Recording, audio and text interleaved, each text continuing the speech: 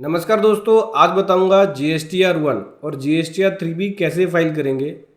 Bus operator जो service provide कर रहे हैं रेड बस के थ्रू, ठीक है। रेड बस के थ्रू उनकी टिकट बुक्स होती हैं और वो अपनी सर्विसेज देते हैं रेड बस के थ्रू। तो कैसे यहाँ पे पैसेंजर ट्रांसपोर्ट सर्विस अगर दे रहे हैं बस ऑपरेटर, तो उनके ऊपर GST की एप्लीकेबिलिटी होगी। रिटर्न कैसे फाइल करेंगे, कैसे ITC क्लेम करेंगे, पूरा कंप्लीट बताने वाला हूँ इस प्रोसेस इस वीडियो के अंदर। उससे पहले बताना चाहूँगा, जो भी भाई बंधु मेरे चैनल पे पहली बार है, इस वीडियो को पहली बार देख रहे हैं, जिन्होंने अभी तक सब्सक्राइब नहीं किया सब्सक्राइब कर लीजिए, साथ ही साथ बेल आइकन पे भी क्लिक कर लीजिए ताकि इस तरह का कंटेंट आपको मिलता रहे। तो दोस्तों, GST की एप्लीकेबिलिटी की बात करें, पैसेंजर ट्रांसपोर्ट सर्विस में GST की एप्लीकेबिलिटी इस प्रकार से है। GST एक्ट 2017 के according non AC stage carrier है तो उस केस में वो एग्जेम्प्ट है। एंट्री नंबर 17, नोटिफिकेशन नंबर 12/2017 देख सकते हो। और AC बस कैरियर है तो उसमें टैक्सेबल है 5% और 12%, डिपेंडिंग करता है कंडीशन के ऊपर। 5% विदाउट ITC और 12% विद ITC, ठीक है। तो अगर आप बस ऑपरेटर हैं, आप सर्विसेज दे रहे हैं, ठीक है। AC और AC दो तरह की बसें हैं। AC बसेस की सर्विसेज में अगर आपकी टैक्सेबल सेल्स होती है, B2C सेल हो रही है, देखो B2C सेल करोगे क्योंकि कस्टमर को आप सर्विस दे रहे हो तो B2C सेल्स हो गई आपकी। तो B2C सेल्स के अंदर B2C अदर में रिपोर्ट करोगे आप अगर कस्टमर अनरजिस्टर्ड है। और कस्टमर रजिस्टर्ड है यानी B2B सर्विस दे रहे हो, मान लो किसी कॉर्पोरेट को सर्विस दे दिया आपने और B2B सर्विसेज दे दिया, कॉर्पोरेट कंपनी के नाम पे आपने बिल रेज कर दिया, तो वो B2B सर्विसेज हो गई। B2C सेल को B2C सेल्स में दिखाना है GSTR 1 के अंदर, B2B सेल्स को B2B सेल्स में दिखाना है। B2C अदर में जाएगा, ये B2B के अंदर जाएगा। इसमें HSN कोड जो होगा 9964 होगा पैसेंजर ट्रांसपोर्ट सर्विस के लिए। नॉन AC बस है तो वो एग्जाम्प्ट कैटेगरी के अंदर आएगा। ये टेबल नंबर 8 में दिखाओगे नील रेटेड एग्जाम्प्ट और नॉन GST सप्लाई के अंदर, ठीक है। और अगर आप खाली कमीशन एजेंट हो या कमीशन ले रहे हो, ओनली कमीशन रिसीव कर रहे हो, तो उस केस में आप B2B सर्विसेज के अंदर रिपोर्ट करोगे। जैसे कि कमीशन आप अगर रेड बस से रिसीव करते हो तो B2B में जाएगा, अगर रेड बस रजिस्टर्ड है, अदरवाइज B2C में जाएगा, ठीक है। इसी प्रकार से 3B के अंदर रिपोर्टिंग की बात करें तो 3B में AC bus services taxable supply होगी, ये 3.1A में जाएगा, other than zero rated nil rated और एग्जाम सप्लाई के अंदर जो AC बस सर्विसेज हो गई। नॉन AC एग्जाम्प्ट हो गई तो ये 3.1C में जाएगा, एग्जाम्प्टेड नील रेटेड और नॉन GST सप्लाई में। कमीशन रिसीव कर रहे हो रेड बस से तो ये 3.1 में ही जाएगा, टैक्सेबल आउटवर्ड सप्लाई, क्योंकि ये टैक्सेबल हो जाएगी एंट्री, ठीक है। HSN कोड समझ लो, ट्रांसपोर्ट सर्विस AC बस के थ्रू है तो 9964 होगा, 5% और 12% के हिसाब से GST रेट लगता है। कमीशन का होगा तो 9983 का HSN कोड होगा, 18% GST लगेगा। और passenger transport service non AC बस का है तो एग्जाम्प्ट होगा जो कि 9964 के अंदर आएगा। AC बस वाले में टैक्सेबल इनवॉइस बनेगा विद GST और नॉन AC बस वाले में एग्जाम्प्ट इनवॉइस बनेगा विदाउट GST। अब हम बात करते हैं कि अगर रेड बस के थ्रू अगर आप सप्लाई कर रहे हो यानी रेड बस के थ्रू सर्विसेज दे रहे हो तो उस केस में कैसे GST एप्लीकेबल होगा। तो देखो, रेड बस की जो सर्विसेज है टेबल नंबर 14 में जाएंगी, क्योंकि जब रेड बस के थ्रू आप पैसेंजर ट्रांसपोर्ट सर्विस दे रहे हो तो सेक्शन 9 सबसेक्शन 5 के अंदर ये कवर होता है, ये ठीक है।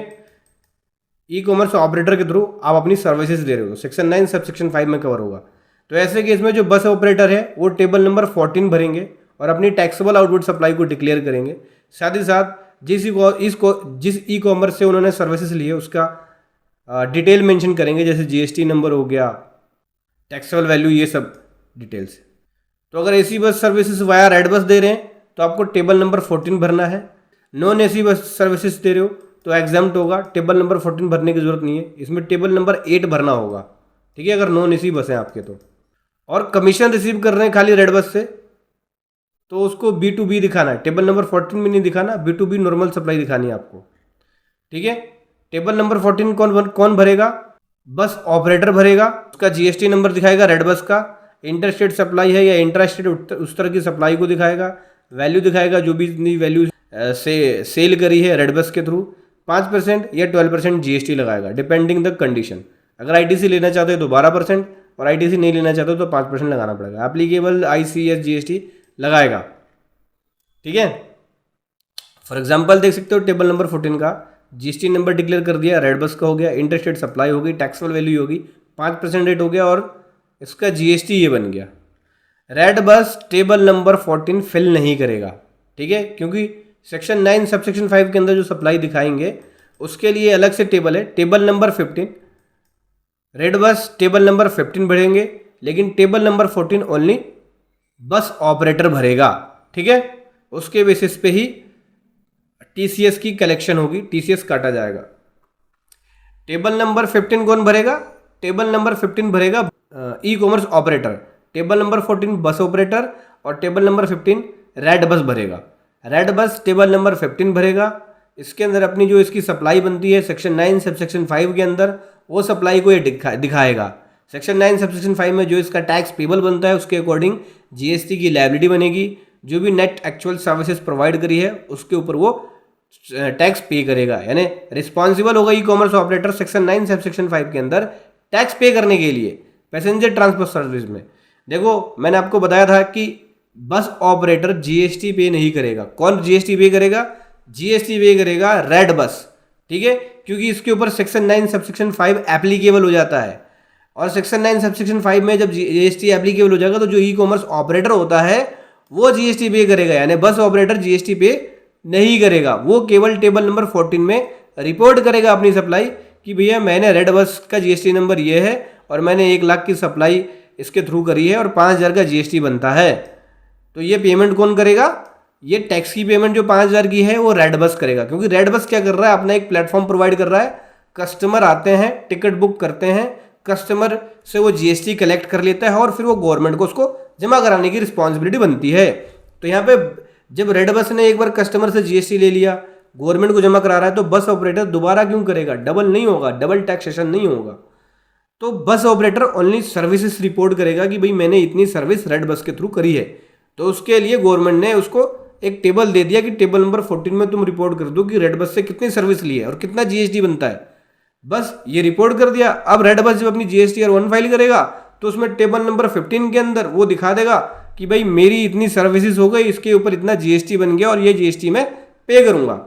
उसकी 3B में उतनी ऑटोमेटिक लायबिलिटी पहुंच जाएगी।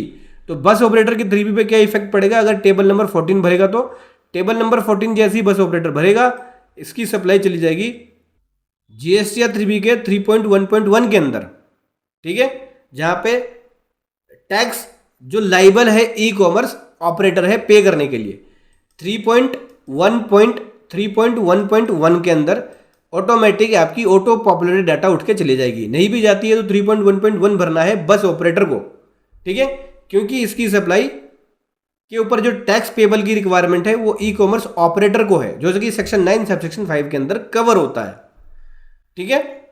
समझ में आ गया? रेड बस टेबल नंबर 15 भरेगा और जीएसटी पे करेगा सेक्शन 9 सब सेक्शन 5 के 1 के अंदर। बस ऑपरेटर को अपनी टर्नओवर दोबारा से रिपोर्ट करने की जरूरत नहीं है 3B और R1 में। और यहाँ पे बस ऑपरेटर जो अपने बुक्स ऑफ अकाउंट्स है उसके अंदर उस सप्लाई को एग्जेम्प्ट या नॉन टैक्सेबल सप्लाई के अंदर रख सकता है। एग्जेम्प्ट सप्लाई में आप रख सकते हो। जो बस ऑपरेटर है अपने जो बुक्स को मेंटेन करेगा वो एग्जेम्प्ट सप्लाई में रखेगा, क्योंकि इसके ऊपर जो टैक्स बना वो कौन पे करेगा? वो पे करेगा रेड बस, ठीक है, क्योंकि रेड बस के ऊपर सेक्शन 9 सब सेक्शन 5 की लायबिलिटी आ जाती है, यानी जीएसटी की लायबिलिटी रेड बस की आती है। तो बुक्स के अंदर एग्जाम टर्नओवर शो करेगा रेड बस ऑपरेटर और रेड बस शो करेगा taxable turnover. Table 15 bus operator नहीं भरेगा, टेबल 15 रेड बस भरेगा, टेबल 14 बस ऑपरेटर भरेगा और टेबल 14 रेड बस नहीं भरेगा। 3B के अंदर टैक्स लायबिलिटी बस ऑपरेटर की नहीं आएगी, रेड बस की 3B के अंदर टैक्स लायबिलिटी आएगी। इस टेबल के थ्रू आप समझ सकते हो। अब अगला क्वेश्चन आता है कि आईटीसी अलाउ होगा? जो रेड बस कमीशन काट के हमें देता है, चार्जेस कमीशन इनवॉइस देता है, 18% जीएसटी वाला कमीशन इनवॉइस देता है, तो क्या मैं उसका आईटीसी क्लेम कर सकता हूँ?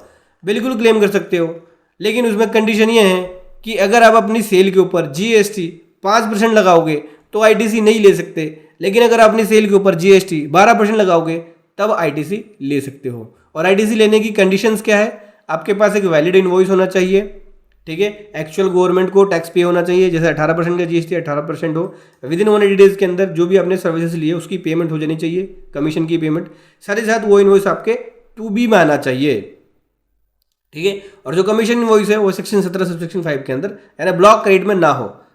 जब आप ये आईटीसी के सारे कंडीशंस को सेटिस्फाइड कर देते हो तब आप एलिजिबल हो आईटीसी लेने के लिए। यानी सिंपल सी बात है, रेड बस जो आपको कमीशन इनवॉइस देते हैं वो इनवॉइस का आईटीसी ले सकते हो, लेकिन कंडीशन बस यही रहेगा कि आपको 12% जीएसटी पे करना पड़ेगा। 5% जीएसटी पे आपको आईटीसी नहीं मिलेगा। देख सकते हैं आईटीसी आप क्लेम नहीं कर सकते 5% पे। अगर 12% दोगे तो आप पूरा फुल आईटीसी क्लेम कर सकते हो, जो भी आप कमीशन इनवॉइस ले रहे हो या सर्विसेज ले रहे हो। ठीक है, तो समझ गए, सिंपल सी बात है। अगर आप बस ऑपरेटर है तो आपको जीएसटीआर 1 के अंदर रेड बस पे जो सर्विसेज दे रहे हो टेबल नंबर 14 में डिक्लेयर करना है। ठीक है, आपकी नॉर्मल सर्विसेज होती है, नॉर्मल रेड बस के थ्रू नहीं, विदाउट नॉर्मल बुकिंग होती है तो B2C सेल्स में डिक्लेयर करेंगे, और अगर आपकी B2B सेल होती है तो B2B सेल में डिक्लेयर करेंगे। B2C सेल्स को B2C में, B2C में, B2B को B2B में दिखाएंगे।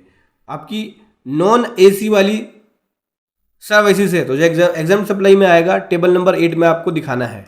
ठीक है, 3B के अंदर रेड बस पे अगर आप सर्विसेज दे रहे हैं, रेड बस वाली सर्विसेज है टेबल नंबर 14 में जो आप दिखाओगे वो सर्विसेज वो एग्जाम्प्ट होगी, क्योंकि उसके ऊपर रेड बस पे करेगा लायबिलिटी। तो 3B के अंदर उस सर्विसेज के ऊपर कोई भी टैक्स नहीं बनेगा। तो समझ गए दोस्तों, ये था एक कमाल का कंटेंट जो मैं आपके सामने लेकर आया। वीडियो कैसी लगी जरूर बताएं। Thank you so much. जय हिंद, वंदे मातरम।